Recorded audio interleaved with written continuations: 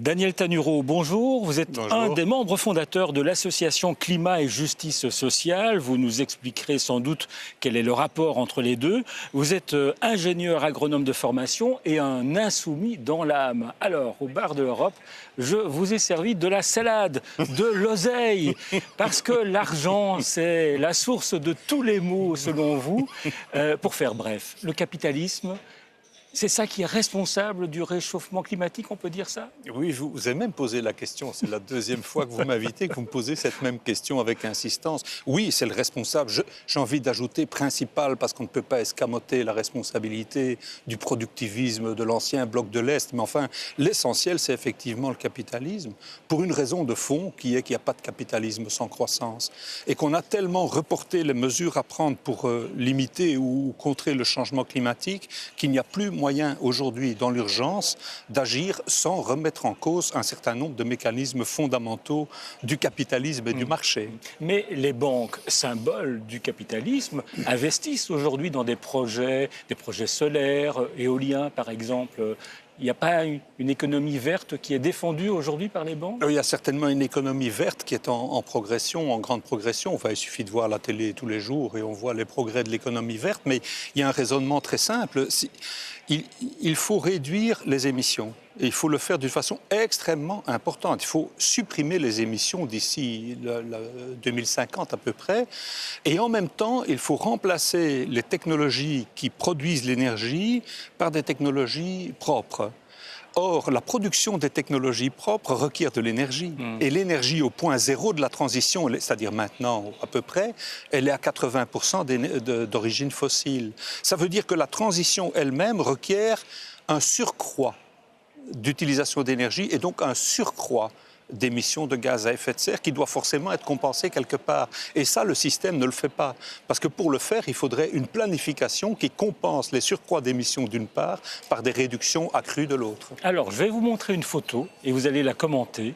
Donald Trump, est-ce que cet homme est la pire menace aujourd'hui dans le dossier du réchauffement climatique?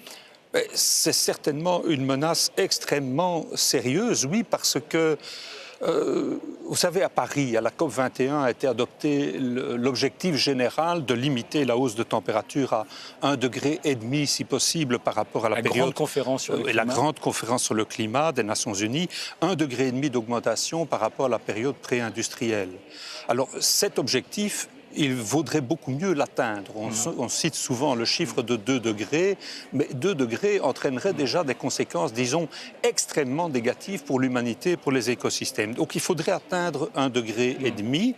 Mais les plans nationaux, les plans climat des gouvernements nationaux, qui font partie de l'accord de Paris, eux ne permettent de projeter qu'une augmentation de 2,5 à 3,7 degrés, c'est-à-dire une augmentation catastrophique.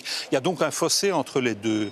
Et si Trump met à exécution ses menaces de retirer les États-Unis de l'accord de Paris, d'une part, et d'autre part, de remettre en question les mesures insuffisantes prises par Obama pour limiter les émissions américaines, ça signifie que le fossé entre l'objectif de Paris et les plans nationaux climat des gouvernements, des différents gouvernements signataires, va s'approfondir. Donc la menace devient encore plus grave, et elle devient encore plus grave dans un moment qui n'est pas n'importe quel moment, c'est-à-dire un moment où on est véritablement à la limite d'un point de basculement du climat vers quelque chose qui n'est pas simplement un réchauffement, qui est une catastrophe irréversible à l'échelle humaine des temps et dont l'ampleur elle-même est difficile à imaginer. Personne ne sait s'imaginer ce que représente une hausse des niveaux des océans de 10 ou 12 mètres. Or, in fine, c'est ce vers quoi le changement climatique pourrait nous conduire. Raison pour laquelle vous faites circuler aujourd'hui un manifeste qui s'intitule « Manifestons pour notre terre ». Oui. En fait, c'est « Manifestons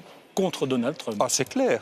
Il faut battre Donald Trump et ses projets, pas seulement en matière climatique d'ailleurs, parce que ça aura frappé sans doute beaucoup de monde, mais le négationnisme climatique n'a occupé qu'une place tout à fait mineure dans sa campagne électorale. En fait, il procède par amalgame. Comme il veut rétablir l'hégémonie capitaliste des États-Unis sur l'arène mondiale, qu'il a peur de la montée en puissance du capitalisme chinois. Il veut créer une forteresse américaine protectionniste, donc il veut rompre avec les mécanismes de la globalisation néolibérale.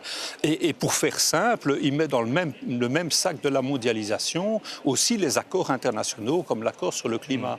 S'il était conséquent, il pourrait mettre aussi dans ce même sac les accords sur la protection de la couche d'ozone stratosphérique, par exemple. Parce que ça fait plus simple pour lui de dire on bazarde de tout ce machin qui vient de la mondialisation néolibérale. Il procède comme ça par amalgame. Alors, un économiste français, Jacques Delpa, il travaille à Toulouse, il a aussi été conseiller de Nicolas Sarkozy, déclare que Trump, c'est finalement une chance pour le climat. Parce que comme on ne pourra plus compter sur les États-Unis, eh bien, ça va obliger le reste du monde à développer des technologies propres qui coûteront moins cher que les énergies sales. Mais ce n'est peut-être pas tout à fait faux. Et un aspect tout de même positif de la situation, c'est qu'aucun autre grand pays émetteur n'a embrayé dans le négationnisme climatique de Trump. Au contraire, la Chine, l'Inde, la Russie, l'Union européenne, même l'Arabie saoudite a dit nous allons maintenir nos engagements.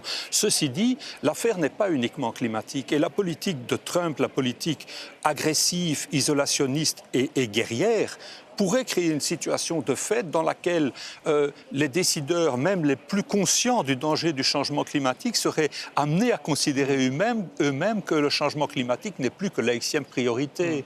Imaginons qu'il y ait une guerre entre les États-Unis et la Chine, ce sera typiquement le cas. Plus personne ne se souciera véritablement des accords sur le changement climatique.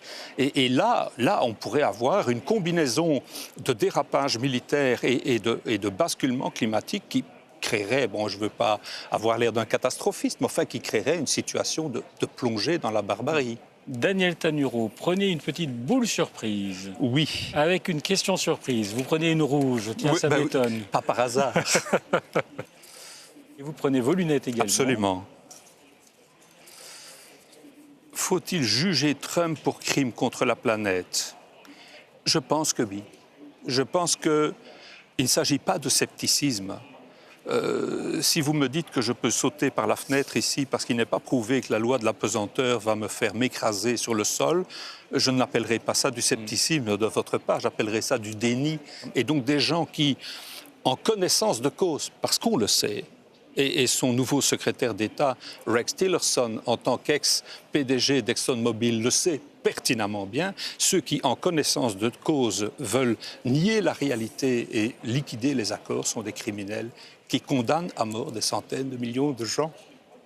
Daniel Tanuro, merci d'être venu au bar de l'Europe. Merci. Et allez, prenez un peu d'oseille. Oui, on ne le dira un à peu personne. d'oseille, ça ne fait de mal à personne, c'est très bon pour la santé.